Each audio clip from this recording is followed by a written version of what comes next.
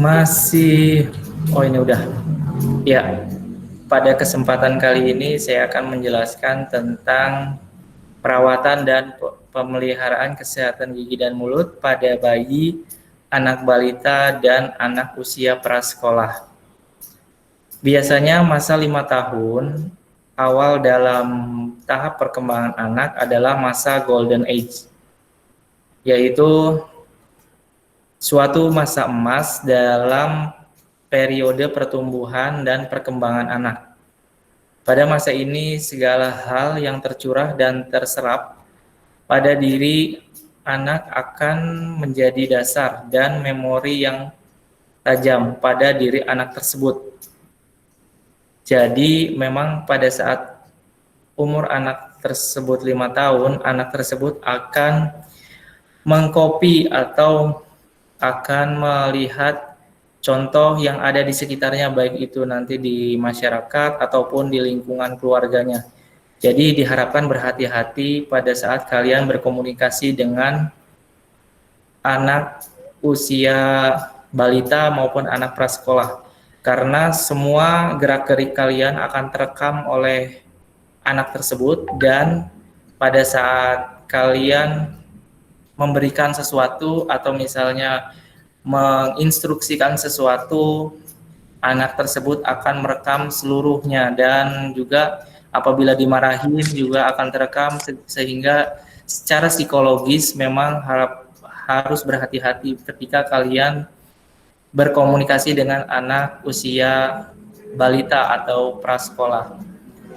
Hal terkait dengan kesehatan gigi, jika pada masa emas anak ini telah terbentuk memori, perilaku, kebiasaan, dan sikap tentang cara merawat gigi dan mulut, maka sikap hidup ini akan membawa nantinya kelak pada saat dia dewasa.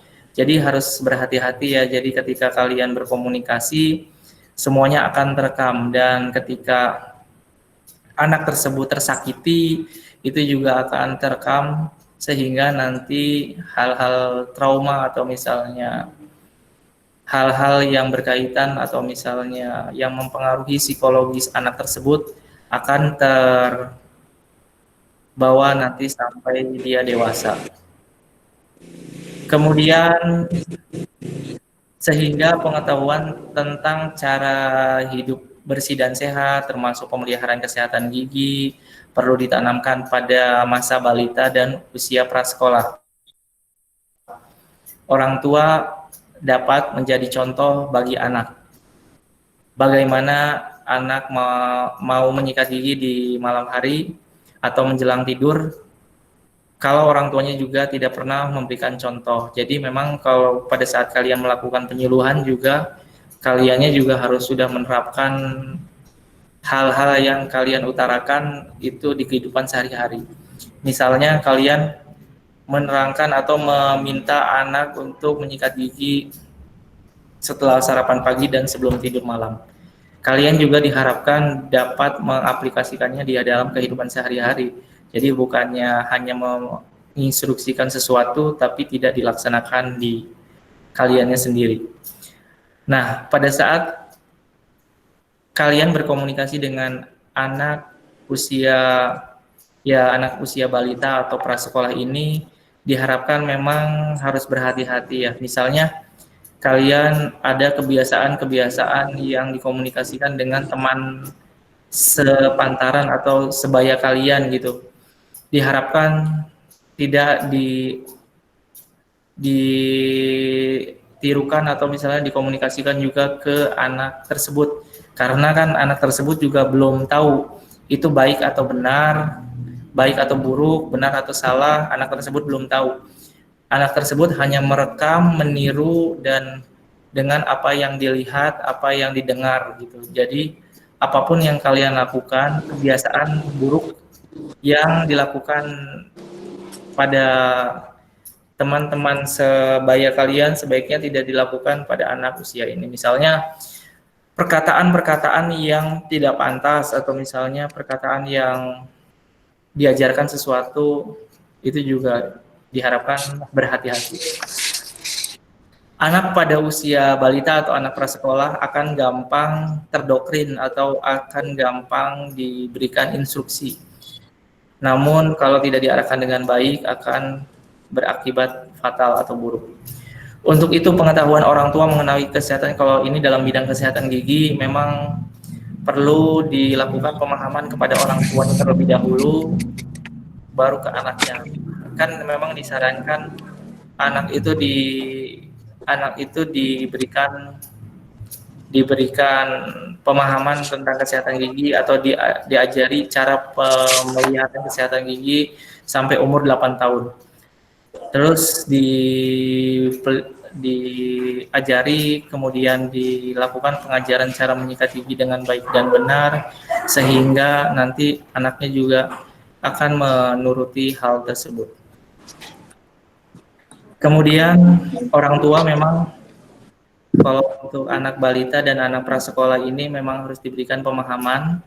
Misalnya kalau kalian pernah belajar untuk di aplikasi Airin Donat juga, kalau misalnya kita melakukan pemeriksaan itu dari anak balita dan anak prasekolah, yang diinterview adalah orang tuanya. Sejauh mana pemahaman orang tua tersebut terhadap kesehatan gigi dan mulut. Apabila masih kurang, silakan ditingkatkan, antara lain misalnya tentang tumbuh kembang gigi anak, atau misalnya kelainan yang terjadi pada gigi dan mulut pada anak sekolah tersebut, dan lain sebagainya. Karena memang pada saat gigi pertama atau misalnya gigi M1 tumbuh, itu biasanya dianggap sebagai masih gigi susu atau gigi anak, sehingga orang tua masih mengabaikan dan masih beranggapan bahwa kalau gigi tersebut tanggal atau bolong masih ada gigi penggantinya. Pertumbuhan gigi anak atau periode pertumbuhan gigi anak dimulai sejak dalam kandungan pada usia kehamilan. Gigi kira-kira 5-6 minggu, gigi sulung ini akan erupsi pada usia 5-6 bulan. Dan lengkap kira-kira bisa 2 tahun sampai 3 tahun, tergantung dari asupan nutrisinya. Jika nutrisinya baik, itu biasanya 2 tahun sudah tumbuh sempurna 20 gigi. Kalau untuk pertumbuhan tumbuh kembang giginya, umur misalnya gigi 51 umur usia berapa, itu akan dibahas di anatomi gigi ya. Atau sudah ada yang tahu? Masih ingat? Jadi memang tergantung asupan nutrisinya dan genetiknya. Jika normal memang 2 tahun sudah komplit, tapi kalau ada yang itu ya 2,5 atau 3 tahun baru komplit. Kadang kondisi rahang juga, misalnya giginya besar-besar terus rahangnya kecil, itu juga bisa menyebabkan gigi tersebut tidak tumbuh, sehingga hal tersebut bisa mempengaruhi tumbuh kembang giginya. Jadi ada yang ingat kalau gigi pertama kali tumbuh gigi apa? Imelia? Elis? Erni? Lala? Lala? Gigi incisif, Ya, Pak. incisif apa? I? Pertama. Ya, incisif pertama, rahang atas atau rahang bawah? Rahang atas. Ini rahang bawah, Pak. Rahang bawah. Bawah, Ya, Pak. kemudian setelah 10 bulan nanti rahang atas kanan kiri 5161 akan tumbuh. Kemudian di usia 11 bulan nanti gigi I2, 52 dan 62 akan tumbuh. Kemudian 13 kalau yang normal ya asupan nutrisinya bagus dan pemenuhan ASI-nya, kebutuhan nutrisinya tercukupi, itu seperti itu. Kemudian di 13 bulan atau 1 tahun lebih 1 bulan itu nanti gigi 72 dan 82 akan tumbuh kalau yang normal. Kemudian setelah 16 bulan biasanya gigi empatnya, misalnya 54, 64, 74, 84 akan tumbuh. Kemudian disusul ada yang gigi 5 dulu, ya gigi 4, kemudian gigi 3, gigi taring, gigi 19 bulan, 20 bulan, itu nanti bawahnya gigi taring 7, 3, dan 8, 3, kemudian dilanjut gigi 5 itu di bulan berikutnya. Jadi untuk pertumbuhan gigi anak, memang ya kalau bisa kalian hafal ya, tapi kalau nggak hafal ya harus ada catatannya. Tanda-tanda erupsi gigi sulung biasanya jadi pada saat gigi anak tersebut tumbuh, biasanya suhu anak akan meningkat, pipi terasa panas dan memerah. Jadi itu kondisi gejala umum yang terjadi pada erupsi gigi sulung. Jadi kalau ada kan biasanya paradigma atau sudah pada tahu lah kalau misalnya gigi akan tumbuh itu suhunya akan panas gitu anak. Jadi itu kemudian biasanya adanya rasa sakit dan tidak nyaman pada mulut. Biasanya kemudian keluar air liur berlebih atau si persaliva, itu tanda-tanda umumnya. Secara klinis terlihat gusi menjadi merah, gatal, bengkak, atau terasa panas. Kemudian ini ciri-ciri umumnya, kemudian tampak bercak putih atau bahkan seperti tulang putih yang sebenarnya adalah benih gigi. Munculnya pada gusi, anak sering resah, rewel, nangis, dan lain sebagainya.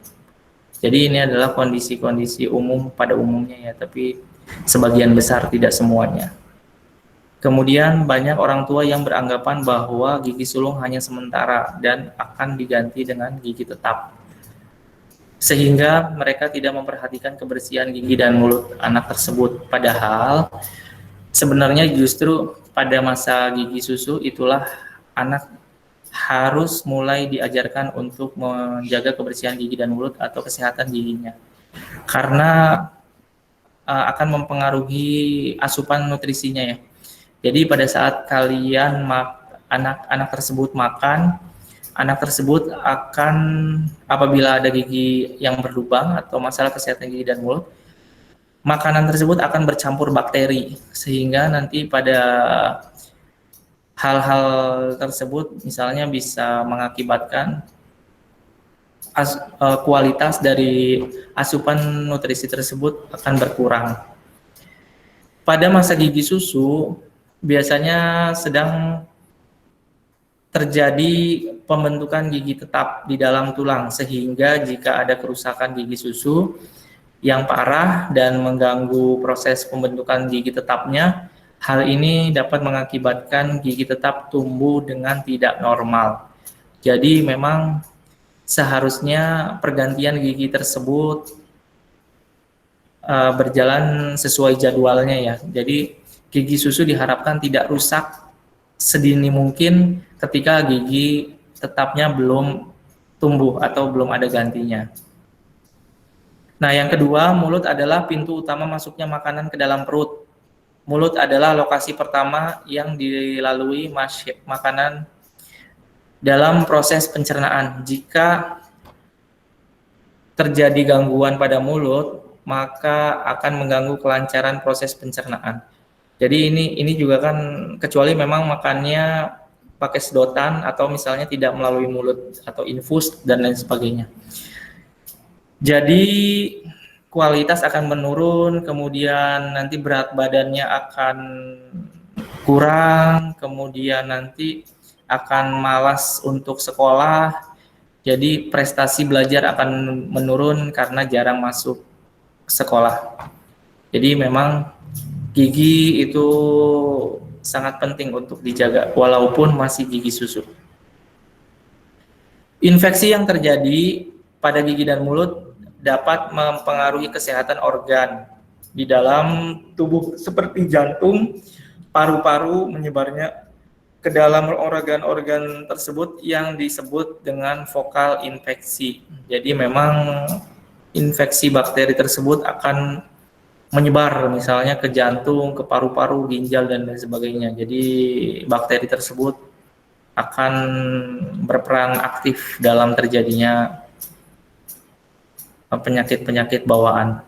Infeksi gigi dan mulut yang diderita anak akan membuat anak menjadi malas beraktivitas dan akan mengganggu proses pembelajaran. Jadi yang tadi disebutkan akan mempengaruhi prestasi belajar anak karena anak jarang masuk, kemudian diakibatkan oleh sakit gigi, misalnya seperti itu. Kemudian kondisi sampai sini ada yang ditanyakan dulu? Belum ada. Belum, Pak. Cukup, Pak. Ya, dilanjut dulu ya. Ya. Mungkin untuk pertama seperti itu.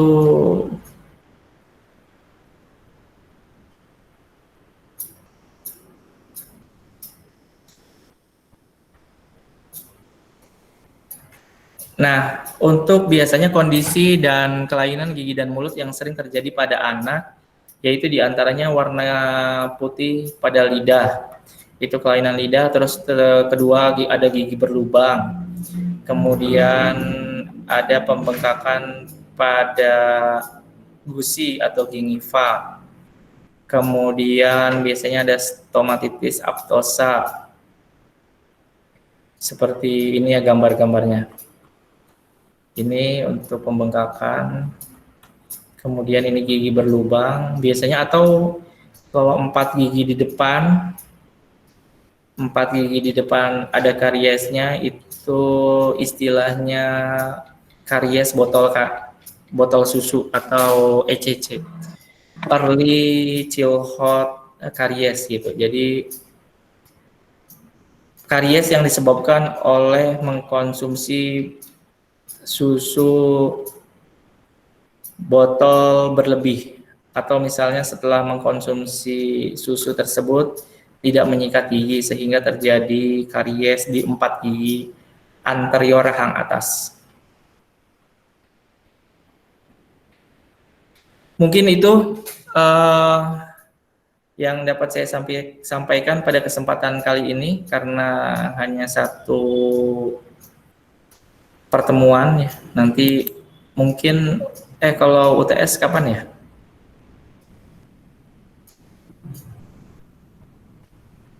Halo? Kurang tahu Pak jadwal UTS kapan. Untuk jadwal UTS belum tahu kapan.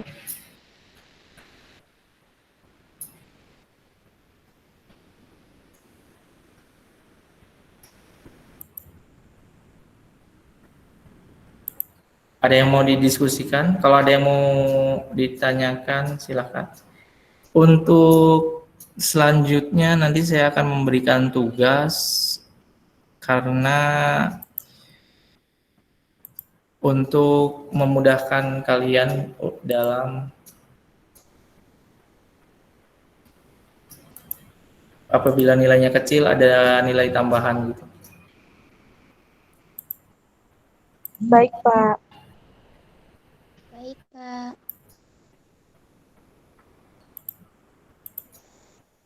Sebentar.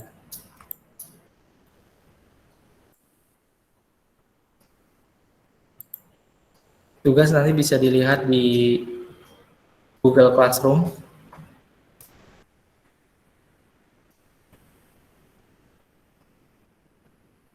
Yang absen masih 28 ya. Jadi tolong yang belum absen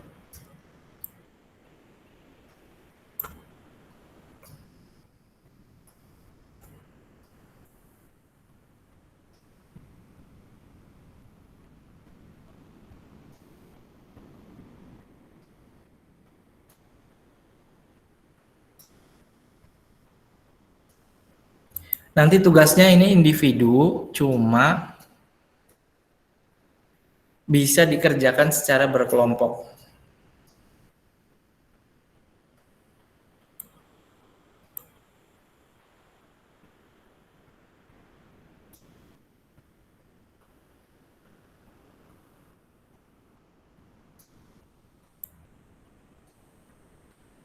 Boleh dikerjakan secara individu, boleh dikerjakan secara berkelompok.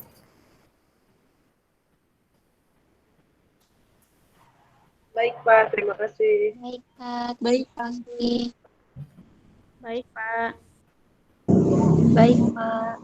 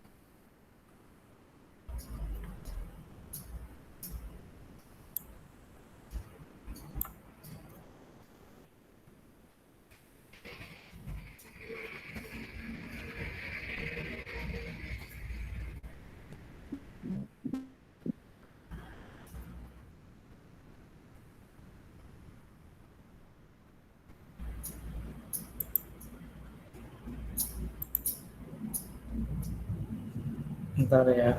Ada yang ditanyakan dulu? Ada Pak, Ya, so. Kakak izin tanya, kalau misalkan ponakan Lala atau siapa gitu ada yang giginya kayak tinggal item-itemnya aja sedikit banget, itu tuh gimana ya Pak? Sedangkan belum waktunya buat buat gigi tetapnya tumbuh, itu tuh baiknya dicabut atau digimanain? Terus nama diagnosanya apa ya Pak? Makasih Pak. Ya. Ada yang mau menjawab dulu?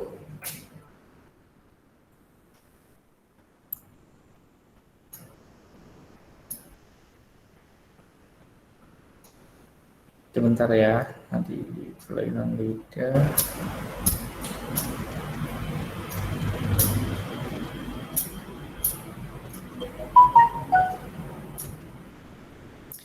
Ini 41 ya? Iya, Iya, ya, Pak. satu orang. Iya Pak.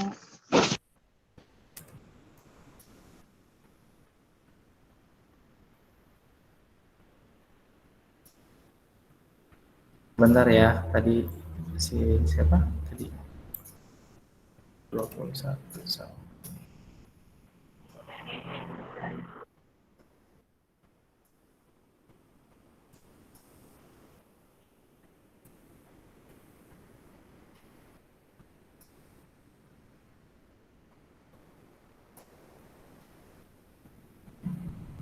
Sekarang hari 7, tanggal 7, hari Kamis tanggal 17/23.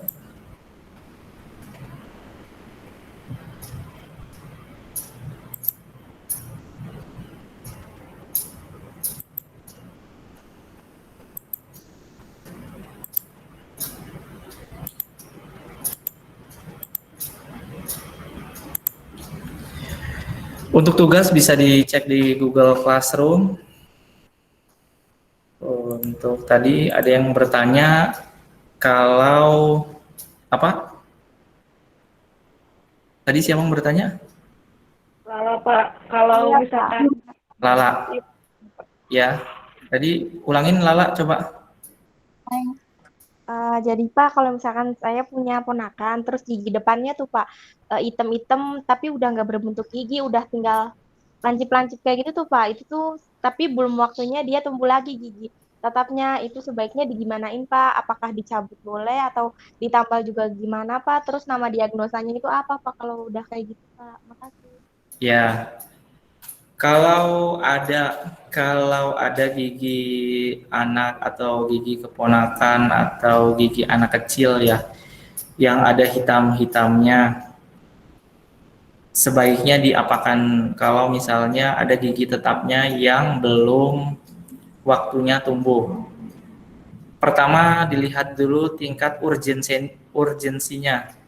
Apabila gigi tersebut mengganggu atau gigi tersebut mengakibatkan anak tersebut malas makan, anak tersebut menjadi malas sekolah, malas belajar, itu sebaiknya dicabut. Jadi kalau misalnya gigi tersebut mengganggu, sebaiknya dicabut. Jadi lihat tingkat urgensinya dulu. Kemudian yang kedua, apabila gigi tersebut tidak mengganggu, sebaiknya diobservasi terlebih dahulu. Apakah gigi tersebut masih bisa ditambal ataukah gigi tersebut memang sudah tidak bisa ditambal. Apabila masih bisa ditambal, silakan ditambal dulu untuk menjaga ruang sehingga nanti gigi tetap yang untuk pengganti gigi tersebut akan tumbuh.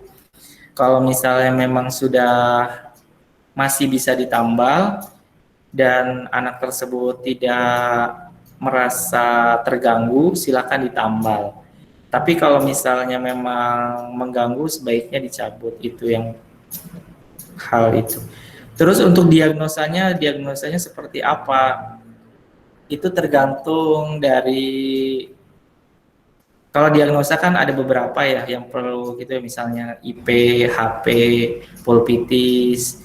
Nah, kalau seandainya gigi anak tersebut akarnya akarnya keluar dari gusi, itu namanya apa? Ulkus decubitus. Ya, jadi tergantung dari tingkat diagnosanya gitu. Kalau misalnya kita cocokkan saja dengan beberapa diagnosa yang ada. Kalau misalnya memang hal tersebut masih dirasa bingung atau misalnya kalian belum tahu atau misalnya belum mengerti, silahkan untuk searching terlebih dahulu ya. Tapi kalau misalnya memang kalian keterbatasan alat dan bahan, sebaiknya dirujuk atau misalnya diarahkan ke tempat pelayanan kesehatan yang ada gitu sih. Gitu Lala. Mungkin ada yang mau menambahkan? Oh, kayaknya ini dibagi 5 aja deh tugas. Fokus. Biar nggak terlalu banyak.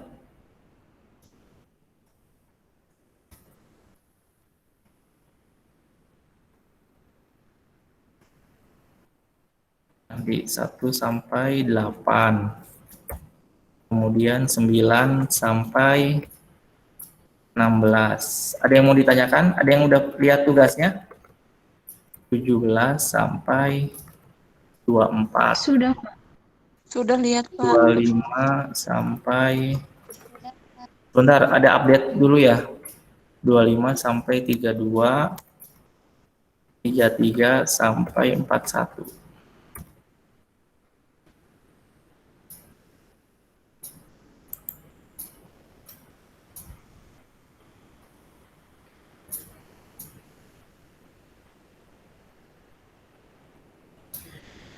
Mungkin itu dulu ya pada pertemuan kali ini. Nanti kita akan lanjutkan pada pertemuan berikutnya. Kalau ada yang mau ditanyakan, silakan tinggalkan di kolom pertanyaan yang ada di Google Classroom. Nanti kalau untuk Diki, kalau suaranya tidak terdengar, silakan nanti bisa akses rekamannya di Google Classroom juga. Kalau untuk Fitria, emang Fitria lagi di mana? Kok keluar masuk terus? Sinyalnya jelek. Di rumah, Pak. Oh, Iya, jelek. biasanya suka bagus. Jarang sih, Pak. Pakai kartunya apa gitu?